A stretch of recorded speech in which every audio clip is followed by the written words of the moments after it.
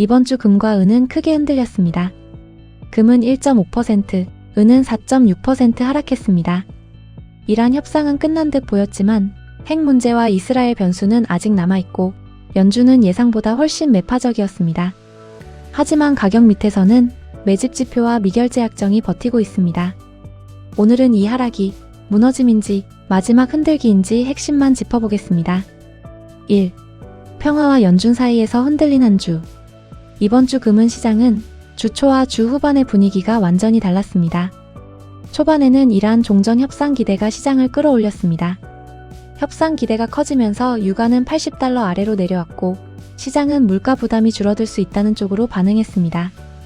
유가가 안정되면 연준의 금리 부담도 줄어들 수 있습니다. 이 기대가 주 초 금과 은을 지탱했습니다. 하지만 목요일부터 흐름이 달라졌습니다.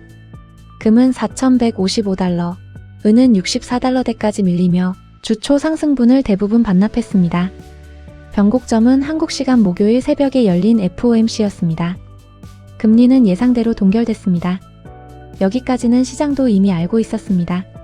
진짜 충격은 그 다음이었습니다. 점도표에서 마지막 금리 인하 전망이 사라졌고 위원들 중 상당수는 오히려 추가 인상 가능성까지 열어두는 모습을 보였습니다. 워시 의장은 14년 만에 처음으로 점도표에 자신의 전망을 찍지 않았고 앞으로의 금리 방향을 미리 약속하는 포워드 가이던스도 사실상 없앴습니다. 한마디로 인하 약속은 없다. 시장은 이 메시지를 매우 매파적으로 받아들였습니다. 곧바로 달러가 강세를 보였고 달러 인덱스는 100선을 넘어 1년여 만에 최고 수준까지 올라섰습니다. 달러가 강해지자 금과 은은 주 후반 내내 압박을 받았습니다.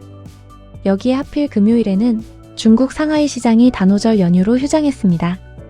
목요일까지 연준의 매파적 신호에도 비교적 잘 버티던 금과 은은 금요일 오전부터 다시 하락세로 전환했고 결국 이번 주는 평화 기대감으로 올랐다가 연준의 강경한 신호와 달러 강세에 눌리며 하락으로 마무리됐습니다. 2. 매파 신호. 그러나 결론은 아직 아닙니다. 이번 FOMC는 분명히 매파적이었습니다. 금리는 동결됐지만 시장이 기대했던 인하 신호는 거의 나오지 않았습니다. 점도표에서는 마지막 인하 전망이 사라졌고 포워드 가이던스도 사실상 지워졌습니다. 시장 입장에서는 연준이 금리를 쉽게 내리지 않겠구나 라고 받아들일 수밖에 없는 회의였습니다. 하지만 여기서 한 가지는 구분해서 봐야 합니다. 이번 회의가 매파적이었다는 것과 앞으로 금리 인상이 확정됐다는 것은 전혀 다른 이야기입니다. 워시는 원래 연준이 시장에 너무 많은 힌트를 준다고 봤던 인물입니다. 시장에 미리 방향을 약속하기보다 그때그때 나오는 물가와 고용, 그리고 금융시장 상황을 보고 판단하겠다는 쪽에 가깝습니다. 그래서 이번 회의에서 나온 메시지도 금리를 반드시 올리겠다라기보다 앞으로 쉽게 인하를 약속하지 않겠다는 의미로 보는 편이 더 정확합니다. 여기서 또 하나 눈에 띄는 부분은 트럼프입니다. 파월 의장 시절에는 연준 회의 전후로 트럼프가 금리 정책을 크게 비난하는 경우가 많았습니다. 금리를 내려야 한다고 압박했고 파월에 대한 불만도 공개적으로 드러냈습니다. 그런데 이번에는 상대적으로 조용합니다. 워시가 예상보다 강경한 메시지를 냈는데도 파월 때처럼 정면으로 몰아붙이는 모습은 아직 보이지 않습니다. 이 부분은 분명 흥미롭습니다.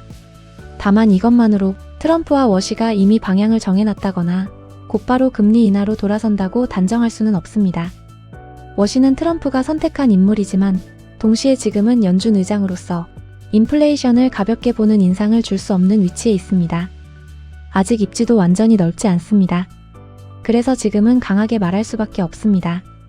중요한 것은 이 강경한 메시지가 고정된 결론은 아니라는 점입니다. 앞으로 물가가 더 안정되거나 고용이 둔화되거나 시장이 더 크게 흔들린다면 워시의 판단도 달라질 수 있습니다. 결국 이번 FOMC는 금과 은의 장기 흐름이 끝났다는 신호라기보다 연준이 더 이상 쉽게 안심 신호를 주지 않겠다고 선언한 회의에 가깝습니다.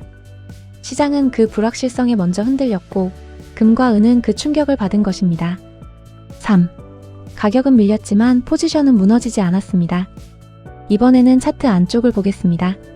겉으로 보이는 가격만 보면 분명히 약세입니다. 그런데 여기서 중요한 점이 있습니다.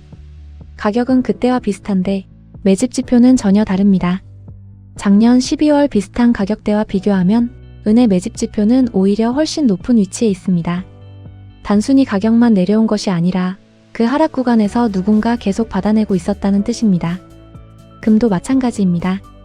금 가격은 4,000달러를 다시 의식하는 구간까지 내려왔지만 매집 지표는 여전히 높은 수준을 유지하고 있습니다. 가격은 밀렸지만 시장 내부에서는 매도만 나온 것이 아니라 하락을 받아내는 힘도 동시에 존재하고 있는 것입니다. 옵션 시장도 비슷한 이야기를 하고 있습니다. 콜옵션은 가격 상승에 베팅하는 권리이고 풋옵션은 가격 하락에 베팅하는 권리입니다. 그런데 금과 은 모두 콜옵션 미결제 약정이 풋옵션보다 2배 이상 많이 쌓여 있습니다. 이 말은 시장 참가자들이 당장 내일 폭등한다고 본다는 뜻은 아닙니다. 하지만 적어도 큰 상승 가능성을 완전히 포기한 시장은 아니라는 뜻입니다. 금 옵션 시장에서는 4,000달러 부근이 중요한 격전지입니다. 이 구간에 풋옵션이 몰려있기 때문에 4,000달러를 지켜내면 강한 심리적 지지선이 될 수 있습니다. 반대로 이 구간이 무너지면 단기적으로 변동성이 커질 수 있습니다. 그래서 다음 주 금은 4,000달러 방어 여부가 가장 중요합니다. 은은 60달러가 핵심입니다. 여기에 은 옵션 시장에서는 130달러, 160달러, 200달러 같은 고행사가 콜옵션까지 두껍게 쌓여 있습니다. 이것도 당장 그 가격까지 간다는 뜻은 아닙니다. 다만 일부 투자자들이 은 가격의 극단적인 상승 가능성에 대비하고 있다는 의미로 볼 수 있습니다. 결국 지금 금과 은은 겉으로는 약세입니다.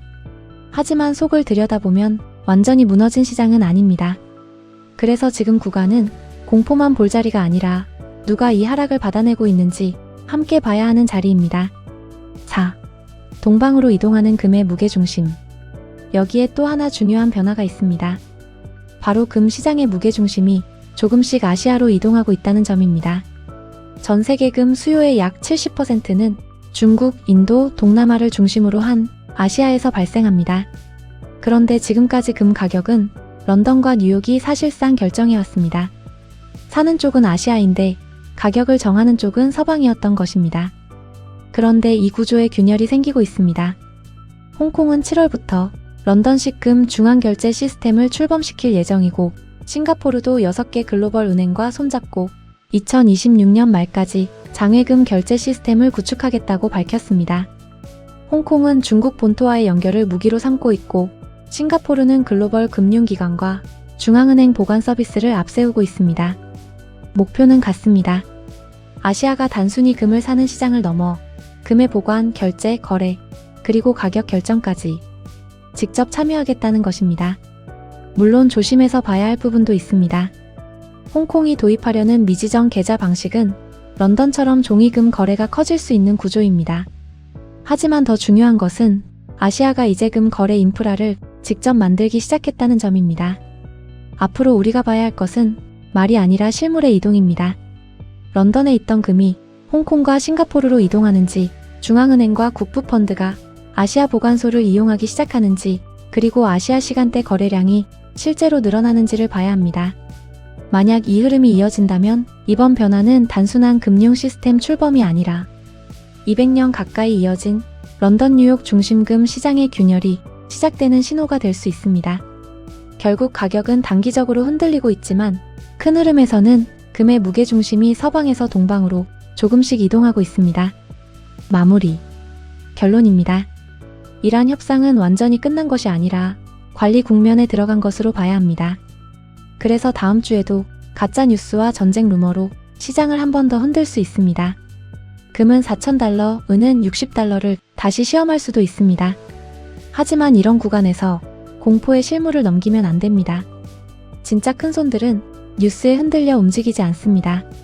중앙은행은 금을 쌓고 있고 아시아는 금 결제와 보관 인프라를 만들고 있으며 큰손 투자자들은 약한 손이 던지는 물량을 기다립니다. 우리가 봐야 할 것은 하루짜리 뉴스가 아니라 거인들의 발자취입니다.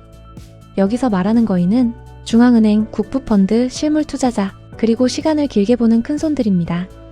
다음 주 한 번 더 흔든다면 그건 두려움만 볼 자리가 아닙니다.